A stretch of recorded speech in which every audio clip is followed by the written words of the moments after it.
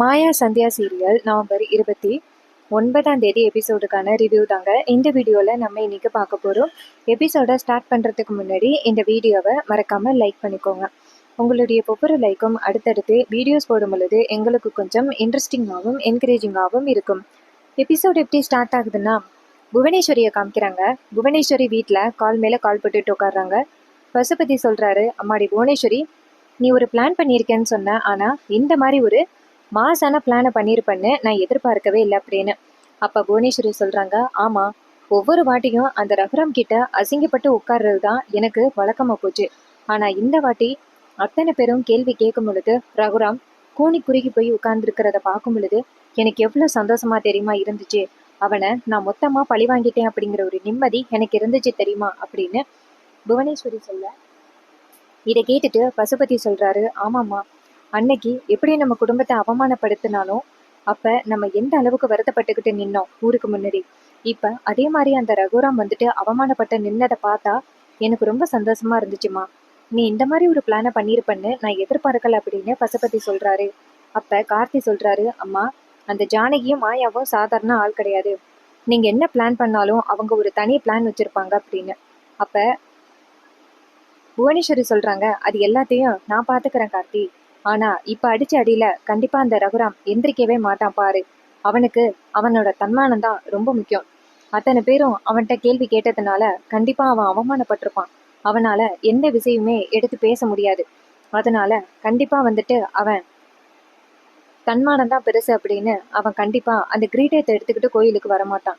கண்டிப்பா நம்ம தான் இந்த வாட்டி கிரீடத்தை எடுத்துக்கிட்டு கோயிலுக்கு போக போறோம். இதுதான் நம்ம ரகுராமுக்கு கொடுக்குற முதல் அடி அப்படின்னு. இதை கேட்டுட்டு ரொம்ப சந்தோஷப்படுறாரு நம்ம பசுபதி. பசுபதி நேரா புவனேஸ்வரியை பார்த்துட்டு, உன்னை என் தங்கச்சி அப்படின்னு சொல்றதுக்கே எனக்கு ரொம்ப பெருமையா இருக்கு அப்படின்னு சொல்ல, புவனேஸ்வரி சொல்றாங்க, ஆமாண்ணா, அந்த தனாவை நம்ம பிள்ளைக்கு கல்யாணம் பண்ணி கொடுக்குறேன்னு சொல்லி அந்த ரகுராம் வந்துட்டு ஏமாத்திட்டான். கடைசியில அந்த கதிர் தனாவோட புருஷன் ஆகிட்டான். இனிமே அந்த குடும்பத்தை பழிவாங்காம இருக்கிறது ரொம்ப தப்பு. நானும் எப்படியாவது அந்த குடும்பத்தை பழிவாங்குறதுக்கு நமக்கு ஒரு வாய்ப்பு கிடைக்கும் அப்படின்னா ஏதாவது ஒரு வகையில அந்த குடும்பம் வந்துட்டு எஸ்கேப் ஆகிறது. ஆனா இந்த வாட்டி கிடைச்ச இந்த வாய்ப்பை நம்ம விடக்கூடாது அப்படிங்கிறதுக்காக தான் நான் இப்படி பயன்படுத்தினேன் அப்படின்னு. அப்ப அந்த ரகுராம பத்தி மோசமா பேசின அந்த மீசக்காரரு புவனேஸ்வரி வீட்டுக்கு வராரு. புவனேஸ்வரி வீட்டுக்கு வந்ததோட புவனேஸ்வரி நேரம் அவரை பார்த்து, கரெக்டா அத்தனை பேருக்கு முன்னாடி என்ன கேள்வி கேட்கணுமோ அது எல்லாத்தையுமே ரகுராம் சாகுற மாதிரி நல்லா கேட்டுட்டீங்க. உங்களுக்கு என்ன வேணும்னு சொல்லுங்க அப்படின்னு அவர் சொல்றாரு. அம்மா, நாங்க ஆல்ரெடி பேசினதுதான், ஒரு 5 லட்சம் கொடுத்தீங்கன்னா போதும் அப்படின்னு. இதை கேட்டுட்டு பசுபதி கேட்கறாரு, என்னம்மா புவனேஸ்வரி, சின்ன வேலைக்கு போயிட்டு 5 லட்சம் கொடுக்குறேன்னு சொல்ற அப்படின்னு. புவனேஸ்வரி சொல்றாங்க, அண்ணா, இது என்ன சின்ன வேலையா? நம்ம யாராலையும் செய்ய முடியாத ஒரு வேலையை இவர் பண்ணியிருக்காரு. அத்தனை பேருக்கு முன்னாடி அந்த ரகுராம் கூனி குறுகி போய் நின்னதை பார்த்தா எனக்கு எவ்வளவு சந்தோஷமா இருந்துச்சு தெரியுமா. அதனாலதான் சொல்றேன், இவனுக்கு 5 லட்சம் என்ன 10 லட்சமே கொடுக்கலாம் அப்படின்னு சொல்லிட்டு புவனேஸ்வரி நேரா அந்த ஆளுகிட்ட காசு கொடுத்து, இதை விட கூட வேணும்னாலும் கேளு, நான் கண்டிப்பா தரேன். ஆனா நான் சொல்றத நீ செய்யணும் அப்படின்னு. இதை கேட்டுட்டு அவரும் சரிங்கம்மா அப்படின்னு சொல்லிட்டு புவனேஸ்வரிக்கு வணக்கம் சொல்லிட்டு அந்த இடத்துல இருந்து கிளம்பி போறாரு. அப்ப பசுபதி கேக்குறாரு, ரகுராம பழிவாங்குறதுல நீ ரொம்ப ஆர்வமா தான் இருக்க அப்படின்னு. அப்ப புவனேஸ்வரி சொல்றாங்க, இல்லாமையாண்ணா, ஏன்னா அந்த குடும்பத்தால நம்ம எத்தனை தடவை பஞ்சாயத்துல அவமானப்பட்டு நின்னோம்னு உனக்கு தெரியாதா அப்படின்னு. பசுபதி சொல்றாரு, ஆமாம்மா, நீ சொல்றதும் வாஸ்தவம் தான். எத்தனை தடவை அந்த ரகுராம் நம்ம கேவலப்படுத்தினான்னு இப்பதான் தெரியுது அப்படின்னு. அப்பா அந்த இடத்துக்கு மரகதமணி வராரு. மரகதமணி வந்துட்டு நேரா புவனேஸ்வரி பார்த்துட்டு, வணக்கம்மா, இன்னைக்கு நீங்க பேசின பேச்சுல அந்த ரகுராம் ஆடி போயிட்டான் அப்படியே. கண்டிப்பா அவனுக்கு தன்மானம் தான் முக்கியம். அவன் கண்டிப்பா கிரீடத்தை தூக்கிக்கிட்டு கோயிலுக்கு வரமாட்டான். நீங்க தான் இந்த வாட்டி கிரீடத்தை எடுத்து சாமிக்கு பெருமை சேர்க்க போறீங்க அப்படின்னு. இதை கேட்டுட்டு புவனேஸ்வரி சொல்றாங்க, ஆமா அப்படின்னு. பசுபதி சொல்றாரு, சரி, நீங்க எப்ப பார்த்தாலும் அந்த ரகுராமோட குடும்பத்தோட தெரிஞ்சுக்கிட்டு இருப்பீங்க அப்படின்னு. மரகதமணி சொல்றாரு, இங்க பாருங்க, என்னைக்கு அவங்க வந்துட்டு ஏன் பொண்ண அவங்க பையனுக்கு கட்டளையோ அப்பவே அவங்களுக்கும் எங்களுக்கும் உள்ள உறவு துண்டிச்சு போச்சு. இதுக்கப்புறம் அந்த குடும்பத்தோட சேர்ந்துக்கிட்டு நான் என்ன பண்ண போறேன்? என் பொண்ணை கல்யாணம் பண்றேன்னு சொல்லி அந்த சீனு ஏமாத்திட்டான். அதனால அந்த குடும்பத்தை பழிவாங்குறதுக்கு உங்களோட நான் சேர்ந்துக்கிறேன் அப்படின்னு மரகதமணி சொல்றாரு. இதை கேட்டுட்டு பசுபதியும் சரி சரி, இதுக்கு அடுத்து நம்ம பிளான் என்ன அப்படின்னு. மரகதமணி சொல்றாரு, சரி வாங்க நம்ம கோயிலுக்கு போவோம்.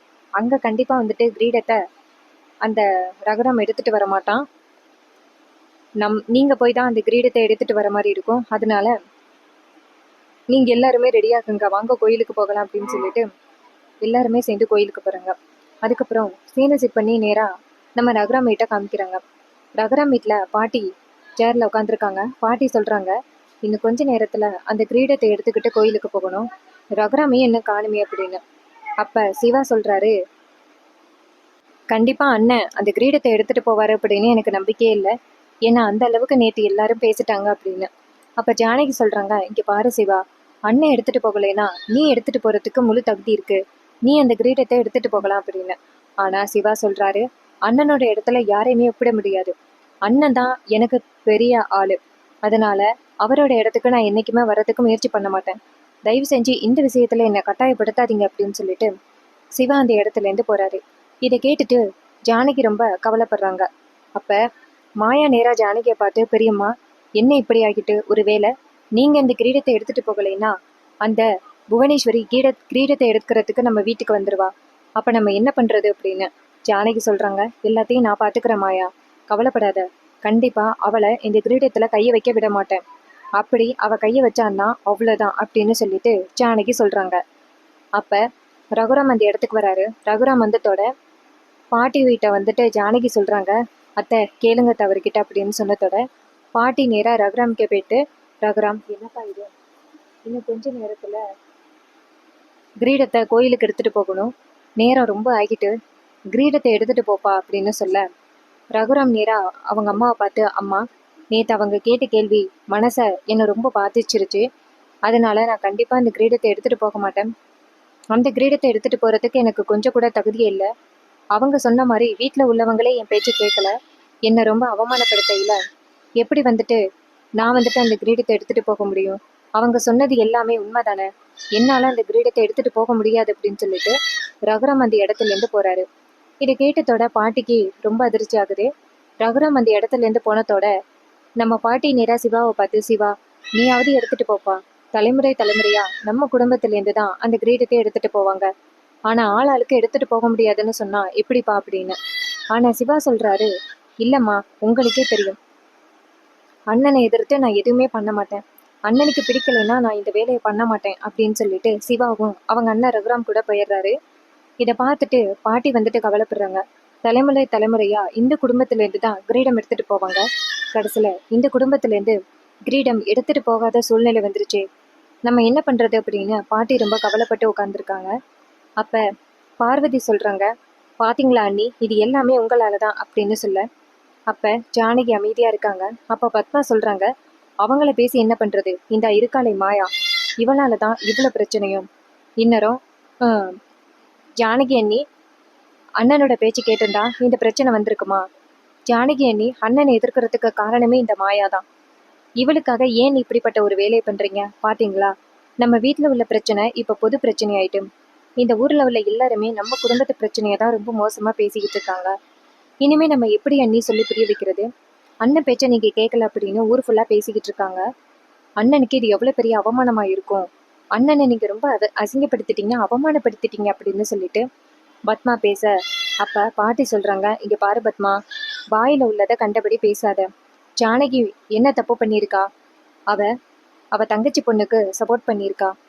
ஆனா மத்தபடி ஜானகி மேல எந்த தப்பும் இல்ல. இந்த மாயா தான் தேவையில்லாம இந்த வீட்டுக்குள்ள வந்துட்டு இவ்வளவு பெரிய பிரச்சனையை கொண்டுட்டு வந்துட்டா அப்படின்னு. அப்ப ஜானகி சொல்றாங்க, ஆளாளுக்கு ஒவ்வொருத்தர் மேல பழி சொல்லிக்கிட்டு இருக்கிறதுக்கு அந்த கிரீடத்தை யார் எடுத்துட்டு போகிறது அப்படின்னு யோசிங்க அப்படின்னு. அப்ப பாட்டி சொல்றாங்க, யாருமே இந்த கிரீடத்தை எடுத்துட்டு போக முடியாது அப்படின்னா யார் தான் அந்த கிரீடத்தை கொண்டுட்டு போகிறது அப்படின்னு சொல்லி பேசுறாங்க. இன்னொரு பக்கம் நம்ம மாயா வந்துட்டு நேரா ஜானகிட்ட போயிட்டு, அத்தை என்னத்த பண்றது, நீங்க மட்டும் அந்த கிரீடத்தை எடுத்துட்டு போகலைன்னா கண்டிப்பா அந்த புவனேஸ்வரி வருவாங்களே, என்ன பண்றது அப்படின்னு. அப்ப ஜானகி சொல்றாங்க, கண்டிப்பா அவளை இந்த கிரீடத்துல கைய வைக்க விட மாட்டேன் அப்படின்னு சொல்றாங்க. இன்னொரு பக்கம் சீனசி பண்ணி நேரா அந்த கோயிலை காமிக்கிறாங்க. கோவில்ல புவனேஸ்வரி, மரகதமணி, அப்புறம் பஞ்சாயத்து தலைவர்கள் எல்லாரும் வெயிட் பண்ணிக்கிட்டு இருக்காங்க. அப்ப பசுபதி கேக்குறாரு, என்ன இது இவ்வளவு நேரம் ஆகிட்டு இன்னுமே வந்துட்டு ரகுராம் வீட்ல இருந்து அந்த கிரீடத்தை எடுத்துட்டு வரல அப்படின்னு. அப்ப ஒருத்தர் சொல்றாரு, நீங்க நினைக்கிற மாதிரி ரகுராம் வந்துட்டு சாதாரண ஆள் கிடையாது. அவரு சரியான ரோசக்காரரு. அவருக்கு தன்மானம்னா ரொம்ப முக்கியம்.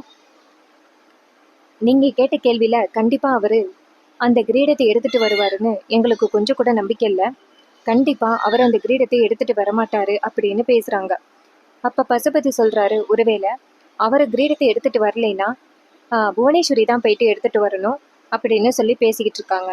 அப்ப பஞ்சாயத்து தலைவர்கள் சொல்றாங்க, இங்க பாருங்க, நல்ல நேரத்துக்கு இன்னும் நேரம் இருக்கு, கண்டிப்பா ஐயா எடுத்துட்டு வருவாரு அப்படின்னு எங்களுக்கு நம்பிக்கை இருக்கு, நீங்க கொஞ்சம் பொறுமையா இருங்க அப்படின்னு. இதை கேட்டுட்டு புவனேஸ்வரி சொல்றாங்க, நாங்க ரகுராம்காக எவ்வளவு நேரம் வேணாலும் வெயிட் பண்றோம். ரகுராம் கிரீடத்தை எடுத்துட்டு வரட்டும், அவர் எடுத்துட்டு வந்தாதான் இந்த கோயிலுக்கு மரியாதை அப்படின்னு சொல்லிட்டு உட்காந்துருக்காங்க. அதே நேரத்துல நேரமும் ரொம்ப போயிட்டு இருக்கு. வீட்டுல வந்துட்டு பாட்டி சொல்றாங்க, ரொம்ப நேரம் ஆகிட்டு இன்னும் அந்த கிரீடத்தை யாருமே எடுத்துட்டு போறதுக்கு முன் வரல, என்ன பண்றது அப்படின்னு பேசிக்கிட்டு இருக்காங்க. அப்ப மாயா வந்துட்டு நேரா ஜானகியை போய் பாக்குறாங்க. பெரியம்மா, பெரியப்பாவும் நீங்களும் ஒண்ணுதானே, நீங்க அந்த கிரீடத்தை எடுத்துட்டு போங்க, கண்டிப்பா நீங்க அந்த கிரீடத்தை எடுத்துட்டு போறதுக்கு முழு தகுதியோட இருக்கீங்க அப்படின்னு. ஜானகி சொல்றாங்க, அவரோட இடத்துல எப்படி என்ன ஒப்பிட முடியும் அப்படின்னு. மாயா சொல்றாங்க, இங்க பாருங்க பெரியம்மா, நீங்க மட்டும் அந்த கிரீடத்தை எடுத்துட்டு போகலைன்னா அந்த புவனேஸ்வரி இந்த கிரீடத்தை எடுத்துட்டு போவாங்க. அவங்களுக்கு முன்னாடி நம்ம குடும்பம் தோக்கணுமா? காலங்காலமா நம்ம குடும்பத்துல இருந்து தான் அந்த கிரீடத்தை எடுத்துட்டு போறாங்க. இப்ப நீங்க டக்குன்னு அந்த புவனேஸ்வரியோட கூட்டத்துக்கு நீங்க விட்டு கொடுக்க போறீங்களா அப்படின்னு கேட்க ஜானகி சொல்றாங்க, கண்டிப்பா முடியாது, அந்த புவனேஸ்வரியோட கூட்டத்துக்கு இந்த வீட்டோட தன்மானத்தை எப்படி விட்டு கொடுக்க முடியும் அப்படின்னு சொல்ல மாயா கேக்குறாங்க, அதான் பெரியம்மா சொல்றேன், நீங்க வந்துட்டு அந்த கிரீடத்தை எடுத்துட்டு போங்க, நீங்க எடுத்துட்டு போறதுக்கு முழு தகுதியும் இருக்கு அப்படின்னு சொல்ல அப்ப ஜானகியும் சரி அப்படின்னு சொல்றாங்க. அப்ப மாயா இங்கேருந்து வந்து நிக்கிறாங்க. நின்றுட்டு, ஒருவேளை பெரியப்பா அந்த கிரீடத்தை எடுத்துட்டு போகலைன்னா அந்த கிரீடத்தை எடுத்துட்டு போறதுக்கு பெரியம்மாவுக்கு உரிமை இருக்குல்ல அப்படின்னு சொல்ல அப்ப பத்மா கேக்குறாங்க, ஏய் மாயா, கண்டதையும் வளராத அப்படின்னு. அப்ப சிவா சொல்றாரு, மாயா சொல்றதுலயும் ஒரு நியாயம் இருக்கு, ஒருவேளை அண்ணன் எடுத்துட்டு போக முடியாது அப்படின்னு சொல்லிட்டா அண்ணனோட ஒய்ஃப் ஜானகி அண்ணி அந்த கிரீடத்தை எடுத்துட்டு போறதுக்கு முழு தகுதி இருக்கு அப்படின்னு. அப்ப பத்மா கேக்குறாங்க, இங்க பாருங்க தம்பி, தேவையில்லாம கண்டதையும் போட்டு உளராதீங்க அப்படின்னு. சிவா சொல்றாரு, அக்கா அக்கா பார்வதி என்ன வேணாலும் சொல்லிக்கட்டும், ஆனா அந்த கிரீடத்தை எடுத்துட்டு போறதுக்கு உங்களுக்கு முழு தகுதியும் இருக்கு, நீங்க அந்த கிரீடத்தை எடுத்துட்டு போங்க அப்படின்னு சொல்ல இதை கேட்டுட்டு பாட்டி சொல்றாங்க, ஆமா, இந்த வீட்டோட மருமக தான் ஜானகி, அதனால ஜானகி வந்துட்டு இந்த கிரீடத்தை எடுத்துட்டு போறதுக்கு முழு தகுதியும் இருக்கு அப்படின்னு சொல்ல இதை கேட்டுட்டு பத்மா சொல்றாங்க, அம்மா நீங்க தப்பான முடிவு எடுக்கிறீங்க, பஞ்சாயத்துல என்ன சொன்னாங்க, அண்ணனுக்கு இந்த கிரீடத்தை எடுத்துட்டு வர்றதுக்கு முழு தகுதி இல்ல, காரணம் ஜானகி அண்ணி தான் சொன்னாங்க, இப்ப நீங்க அவங்களையே கிரீடத்தை எடுத்துட்டு போக சொல்றது ரொம்ப தப்பு அப்படின்னு. இதை கேட்டுட்டு சிவா சொல்றாரு, இங்க பாரு அக்கா, தேவையில்லாம நீ தலையிடாத, அன்னிக்கு இந்த வீட்டுல முழு உரிமையும் இருக்கு, அண்ணனை நான் எப்படி பாக்குறேனோ அதே மாதிரிதான் அண்ணியையும் பாக்குறேன், அண்ணி நீங்க அந்த கிரீடத்தை எடுத்துட்டு போங்க அப்படின்னு. இதை கேட்டதோட ஜானகி அமைதியா இருக்க. பாட்டி நேரா ஜானகியை பார்த்துட்டு, ஜானகி நான் சொல்றேன்னு நீ அந்த கிரீடத்தை எடுத்துட்டு போ அப்படின்னு. இன்னொரு பக்கம் பசுபதி கோயில்ல இருந்துகிட்டு சொல்றாரு, பார்க்க போனா ரகுராம் வந்துட்டு கண்டிப்பா வர மாதிரி தெரியல, நீங்க அந்த கிரீடத்தை எடுத்துட்டு போங்க அப்படின்னு சொல்லத்தோட இது கேட்டதோட புவனேஸ்வரியும் சரி வாங்க போகலாம் அப்படின்னு சொல்லிட்டு கிளம்புறாங்க. அந்த நேரம் ஒரு கார் வந்து நிக்குது. அந்த கார்ல இருந்து நம்ம ஜானகி இறங்கி வராங்க கையில கிரீடத்தோட. அதை பார்த்ததோட பஞ்சாயத்துல உள்ளவங்க, அங்க பாருங்க ஜானகி அம்மா கிரீடத்தை எடுத்துட்டு வராங்க அப்படின்னு. அப்ப புவனேஸ்வரி அதிர்ச்சியாகி பாக்குறாங்க. அப்ப ஜானகி வந்துட்டு கிரீடத்தை எடுத்துக்கிட்டு நேரா நடந்து வராங்க. ஜானகியை பார்த்ததோட அங்க உள்ளவங்க எல்லாருமே பேரதிர்ச்சி ஆகுறாங்க. ஜானகி இங்கேருந்து வந்துட்டு அந்த கிரீடத்தை கொண்டாந்து சாமி கிட்ட வைக்கிறாங்க. அப்ப பஞ்சாயத்துல உள்ளவங்க சாமி கும்பிட ஆரம்பிக்கலாம் அப்படின்னு சொல்லிட்டு சாமி கும்பிட போறாங்க. அப்ப ஒருத்தர் டக்குன்னு தடுக்கிறாரு, ஒரு நிமிஷம் நில்லுங்க, இங்க என்ன நடக்குது, இந்த கிரீடத்தை கொண்டு வரதுக்கு ஜானகி அவங்க அம்மாவுக்கு ஒரு தகுதியும் இல்ல, எப்படி அவங்க வந்துட்டு கிரீடத்தை கொண்டுட்டு வரலாம் அப்படின்னு. அப்ப அந்த பஞ்சாயத்துல உள்ளவர் சொல்றாரு, இங்க பாருங்க, ரகுராம் ஐயாவுக்கு தான் தகுதி இல்லைன்னு சொன்னீங்க, ஆனா ஜானகி அம்மா எந்த அளவுக்கு இந்த ஊருக்கு நல்லது செஞ்சிருக்காங்க அப்படின்னு உங்க எல்லாருக்குமே தெரியும், அவங்க இந்த கிரீடம் கொண்டு வரதுல எந்த தப்பும் இல்லை.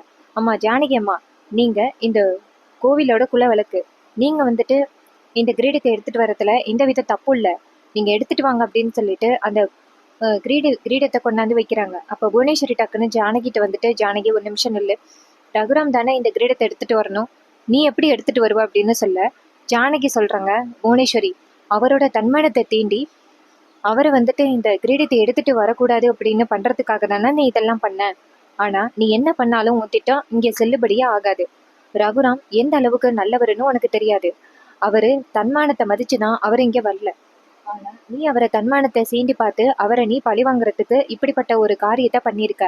நீ எல்லாம் பொன்னாடி அப்படின்னு சொல்லி பேச புவனேஸ்வரி அவமானப்பட்டு நிக்கிறாங்க. அப்ப இன்னொருத்தவங்க சொல்றாங்க, ரகுராம் ஐயாவை அப்படி இந்த உள்ளவங்க அவமானப்படுத்தினது ரொம்ப தப்பு. ரகுராம் ஐயா இந்த ஊருக்காக என்னெல்லாம் பண்ணியிருக்காரு, அதை ஒரு செகண்ட்ல மறந்துட்டு இப்படி எல்லாம் பண்றது எவ்வளவு பெரிய தப்பு அப்படின்னு சொல்லி பேசிக்கிட்டு இருக்காங்க. அப்ப ஜானகி சொல்றாங்க, இங்க பாருங்க, இவ்வளவுதான் நீங்க ரகுராம் ஐயாவை புரிஞ்சுக்கிட்ட விதமா? ரகுராம் இந்த குடும்பத்துக்காக இந்த ஊருக்காகவும் எவ்வளவு பண்ணியிருக்காரு.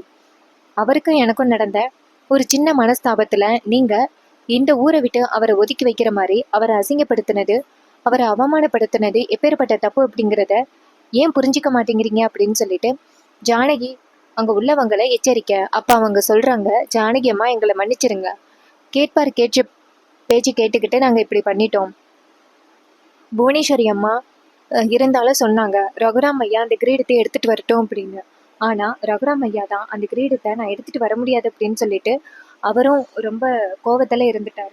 அவர்கிட்ட நாங்க மன்னிப்பு கேட்டே ஆகணும் அப்படின்னு. ஜானகி சொல்றாங்க, நடந்தது நடந்ததாவே இருக்கட்டும், நீங்க எல்லாரும் அந்த கிரீடத்தை கொண்டு போய் வச்சு சாமி கும்பிடுங்க அப்படின்னு சொல்லிட்டு ஜானகி சொல்றாங்க. அப்ப மாயா நேரா புவனேஸ்வரி கிட்ட வந்துட்டு, என்ன பெரியப்பாவை அவமானப்படுத்தினா அவரு கிரீடத்தை எடுத்துட்டு வர மாட்டாரு, அவர் இடத்துக்கு நீ வந்துடலான்னு நினைச்சியா? எத்தனை ஜென்மம் எடுத்தாலும் பெரியப்பாவோட இடத்துக்கு உன்னால வரவே முடியாது. அவர் எப்பேற்பட்ட நல்லவர் அப்படிங்கிறது உனக்கு இன்னும் தெரியல. அவர் நல்லவரா இருக்கிறதுனாலதான் உன்னை இத்தனை நாள் விட்டு வச்சிருக்காரு. அப்படி இல்லைன்னா உனக்கு என்னைக்கோ முடிவு கட்டியிருப்பாரு அப்படின்னு சொல்லிட்டு மாயா வந்துட்டு நேரா புவனேஸ்வரியை பார்த்துட்டு எச்சரிக்க. புவனேஸ்வரி செம்ம டென்ஷனா ஆகிட்டு வராங்க. வந்துட்டு, நான் இந்த ஜானகியை பத்தி கொஞ்சம் கூட யோசிச்சு பார்க்கவே இல்லை, அவ இப்படி பண்ணுவான்னு நான் நினைக்கவே இல்லை. ரகுராம் தன்மானத்தினால அந்த கிரீடத்தை எடுத்துட்டு வர மாட்டான், நான் போயிட்டு அந்த வீட்டுக்குள்ள புகுந்து அந்த கிரீடத்தை எடுத்துட்டு வர்றான் அப்படின்னு நினைச்சேன். ஆனா இடையில இந்த ஜானகி உள்ள வருவான்னு நான் நினைச்சு கூட பார்க்கவே இல்லை. என் எல்லா பிளானையும் இப்படி சொதப்பிட்டாலே அப்படின்னு மரகதமணி வழக்கத்தோட வந்துட்டு சிரிக்கிறாரு. அப்ப புவனேஸ்வரி கேக்குறாங்க, இப்ப நீ எதுக்கு சிரிக்கிற அப்படின்னு. மரகதமணி சொல்றாரு, இல்ல, எப்ப பார்த்தாலும் ஒவ்வொரு பஞ்சாயத்துலயும் ஒவ்வொரு இடத்துலயும் அவமானப்படுறது என் குடும்பம் தான் அப்படின்னு நினைச்சேன். என் குடும்பத்துக்கு அப்புறம் உங்க குடும்பம் தான் அடிக்கடி ரகுராமோட குடும்பத்துக்கிட்ட அவமானப்பட்டுக்கிட்டே இருக்கு. உங்களுக்கு கொஞ்சம் கூட போர் அடிக்கவே இல்லையா அப்படின்னு சொல்லி கேட்க, இதை கேட்டுட்டு செம்ம டென்ஷன் ஆகுறாங்க புவனேஸ்வரி. புவனேஸ்வரி நேரா மரகதமணியை பார்த்துட்டு, நீங்க ஏன் பக்கமா இல்ல அவர் பக்கமா அப்படின்னு. மரகதமணி சொல்றாரு, யாரு ரகுராம அவமானப்படுத்துறீங்களோ அவங்க பக்கம்தான் நானு அப்படின்னு. அப்ப பசுபதி சொல்றாரு, இங்க பாருமா புவனேஸ்வரி, நடந்தது நடந்ததாவே இருக்கட்டும், இதுக்கப்புறம் நடக்க போறத பாரு. அந்த ரகுராம் எப்படி என்ன பண்ணுவான்னு பார்ப்போம். இப்போதைக்கு அவனுக்கும் ஜானகிக்கும் பிரச்சனைன்னு தெரிஞ்சு போச்சுல்ல, அந்த பிரச்சனையை வச்சு நம்ம வேற ஏதாவது ஒரு ப்ராப்ளத்தை கொண்டுட்டு வருவோம். நீ கவலைப்படாதம்மா. கோயில்ல கிரீடம் கொண்டாந்து வச்சா என்ன, இதுக்கப்புறம் நடக்க போற பூஜையில ரகுராம அவமானப்படுத்தலாம், நீ கவலைப்படாத. ஜானகி கிரீடம் கொண்டு வந்ததை பார்த்து கண்டிப்பா ரகுராம் வீட்டுல செம்ம கோவப்படுவான். அதனால அவன் வீட்டுக்குள்ள இன்னொரு பிரச்சனை நடக்கும். அதை வச்சு நம்ம குளிர்காயலாம், கவலைப்படாத அப்படின்னு சொல்ல, இதை கேட்டுட்டு புவனேஸ்வரியும் சரி அப்படின்னு சொல்றாங்க. இன்னைக்கான ப்ரொமோவை இப்படிதான் ஃபினிஷ் பண்ணியிருக்காங்க. இது ப்ரொமோ உங்களுக்கு பிடிச்சிருந்துச்சுன்னா மறக்காம நம்ம சேனலை சப்ஸ்கிரைப் பண்ணிக்கோங்க. இதே மாதிரி இன்னுமே அப்டேட்ஸ் வேணும்னாலும் இந்த வீடியோவை லைக் பண்ணிட்டு சேனலை சப்ஸ்கிரைப் பண்ணிட்டு உங்களுடைய ஆதரவை கொடுங்க. தேங்க்ஸ் ஃபார் வாட்சிங்.